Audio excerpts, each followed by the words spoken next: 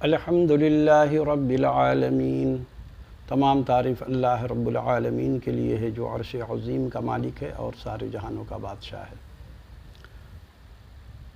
اللہ رب العالمین کا ارشاد ہے وَلَا تَأْكُلُوا أَمْوَالَكُمْ بَيْنَكُمْ بِالْبَاطِلِ، کہ آپس میں ایک دوسرے کا مال ناحق نہ کھاؤ۔ لیکن دیکھیے آج مسلمانوں کا حال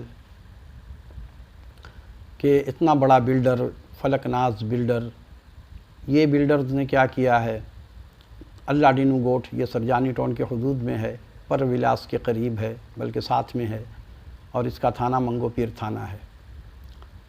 17-18 سال قبل غریبوں نے پلاٹ خریدا حاجی عبدالجبار سے گوٹھ کی زمین۔ اب 18 سال کے بعد یہ نازل ہو کر کے سارے پلاٹ کو بلڈوز کر دیا اور اپنا دیوار لگا کر کے قبضے میں لے لیا، سب لوگ بے دخل ہو گئے۔ اور اسی طرح کا واقعہ ہوا ہے گلشن گہرام میں۔ الجیلانی اسٹیٹ نے 2007 میں پلاٹنگ کیا اور یہ لوگ آپس میں ڈیل کر لیتے ہیں اور وہ تمام قسطیں 3-4 سال میں وصول کر کے فرار ہو گیا۔ لوگوں کو فائلیں پکڑا دیں، اور مہر اللہ جو ہے جس نے زمین بیچا تھا اسٹیٹ سے، یہ قابض ہو گیا کہ ہم اس کے فائل کو نہیں مانتے، اور سارے پلاٹ کو دوبارہ بیچنا شروع کر دیا، تقریباً بیچ چکا ہے۔ میں نے تمام حکام بالا کو خط لکھا، لیکن کسی نے بھی نوٹس نہیں لیا، سب نے تھانہ کو ریفر کر دیا۔ اور تھانہ بکا ہوا ہوتا ہے، تھانہ کو تو یہ گوٹھ والے پہلے خرید لیتے ہیں، ایس ایچ او بک جاتے ہیں۔ ایس ایچ او کو میں نے گلے ملتے ہوئے دیکھا ان مافیا کے ساتھ، یہ جا کے روزانہ ملتے ہیں گلے۔ یہ لوگ کیا کارروائی کریں گے جس کے پاس بھیجتے ہیں؟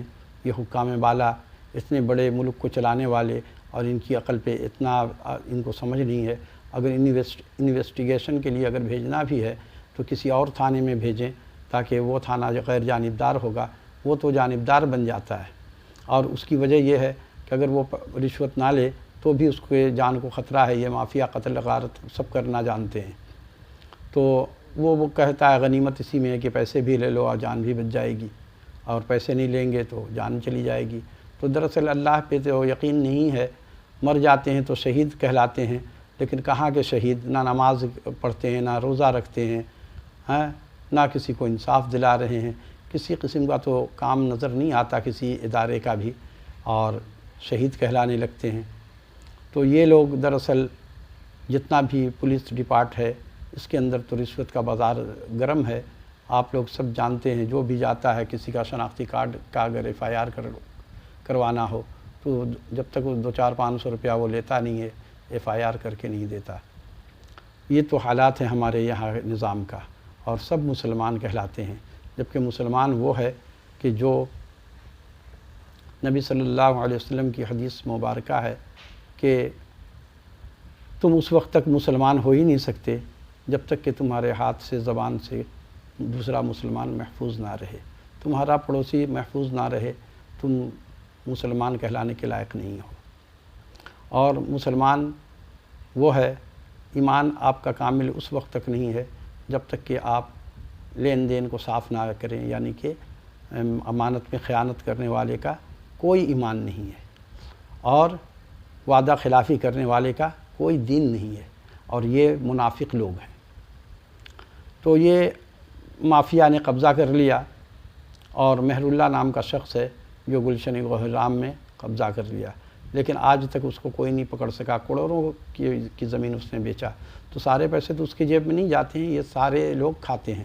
میں نے وفاقی محتسب کو بھی خط لکھا، وہ بھی وہی تھانہ میں نے صوبائی محتسب میں گیا، انہوں نے بھی تھانے کو ریفر کر دیا، آئی جی کو خط لکھا، وہ بھی وہیں بھیج رہا ہے۔ تو بھائی وہ کہاں کام کرے گا؟ عدالت میں جاؤ تو عدالت والے بھی وہی اسی تھانے کو، اب وہ ایف آئی آر نہیں کاٹتے، عدالت کا حکم نہیں مان رہا ہے۔ عدالت کا 3-4 مرتبہ حکم آیا، لیکن وہ کہتا ہے کہ میری مرضی کا بیان دو، آپ کا بیان نہیں چلے گا۔ یہ المیہ ہے۔ اور فلک ناز بلڈر، اس نے وہ ظلم ڈھائے کہ لوگوں کا بنا ہوا مکان، بھائی جس وقت ان لوگوں نے بنایا تھا اس سے پہلے آ جاتے، یا اپنی زمین آج تم نے وال باؤنڈری لگایا پہلے کیوں نہیں لگایا تھا؟ تو اب یہ غریبوں کو لوٹنے کا یہ ٹرک ہے کہ یہ لوگ گوٹھ کے نام پہ جو غریب کو لوٹتے ہیں، اور یہ حکومت کی شے ہے کہ حکومت ہماری جو ہے وہ ان مافیا کو زمین دیتی ہے کہ آباد اسکیم، یہ آباد اسکیم نہیں، یہ برباد اسکیم کیا ہے کرنے کے لیے ہے۔ اور یہ لوگ دراصل سیاسی جماعت سے تعلق ان کا ہوتا ہے، یہ لوگ اس سے بچ بھی جاتے ہیں، اور ان کو دیا بھی جاتا ہے اسی لیے کہ چلو تم کو تو وزارت ہم دے نہیں سکتے، تم مجھے ووٹ دلواتے ہو، لہٰذا تم یہ پلاٹ میں ٹھگو لوگوں کو اور ڈبلنگ ٹرپلنگ سب کرو اور کر کے کھاتے رہو۔ تو یہ سارا معاملہ ہے۔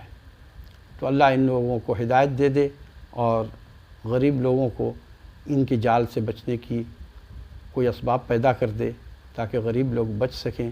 یہ لوگوں نے سب کی زندگی تباہ کر دی، اور یہ لوگ حج بھی کرتے ہیں، عمرہ بھی کرتے ہیں، پتہ نہیں کون سا دین کی کتاب یہ پڑھتے ہیں، جبکہ نبی صلی اللہ علیہ وسلم کی حدیث ہے کہ اگر کوئی قرض کھا کر کے مر جائے تو اس کی نماز جنازہ پڑھنا بھی جائز نہیں ہے۔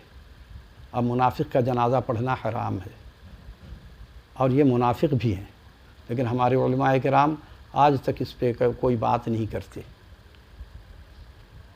تو میرے عزیز دوستو بزرگوں، اس ویڈیو کو آپ لوگ زیادہ سے زیادہ شیئر کیجئے تاکہ حکام بالا تک بات پہنچے، اور یہ غریب لوگ جو متاثر ہو چکے ہیں، لٹ گئے ہیں۔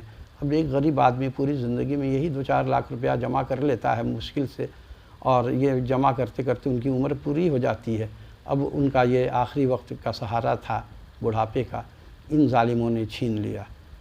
تو آپ لوگ برائے مہربانی اس کو شیئر کیجئے، اور آپ یہ نہ سوچیں کہ میرے شیئر کرنے سے اس کا کیا ہوگا، نہیں، آپ کو اس کا اجر مل جائے گا۔ آپ نے تعاون کے لیے آگے قدم بڑھایا، اس کو انصاف ملے نہ ملے وہ اس کا مقدر ہے، لیکن آپ کو اس کا اجر اللہ رب العالمین دیں گے، کیونکہ آپ نے کوشش کی، آپ کے اندر جذبات ہیں کہ آپ غریبوں کی درد کو سمجھ سکتے ہیں، لہٰذا اس ویڈیو کو شیئر کیجیے۔